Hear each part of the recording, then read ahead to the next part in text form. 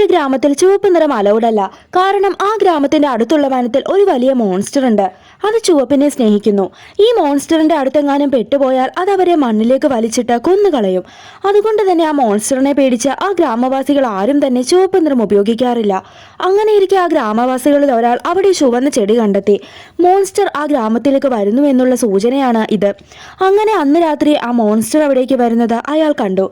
അയാൾ ഉടനെ അപകടമണിയടിച്ച നാട്ടുകാരെ വിവരമറിയിച്ചു. എല്ലാവരും അവരവരുടെ വീട്ടിലേക്ക് ഓടിക്കയറി. എന്നാൽ ആ മണിയടിച്ച അയാളുടെ വീട് കുറച്ച് അകലെയായിരുന്നു.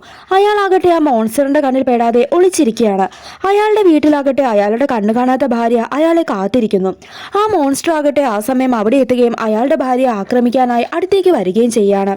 എന്നാൽ തക്ക സമയത്ത് അയാൾ അവിടേക്ക് വരികയും ഭാര്യയുടെ കൈ പിടിച്ച് വീടിനകത്തേക്ക് കയറ്റി വാതിലടച്ചു.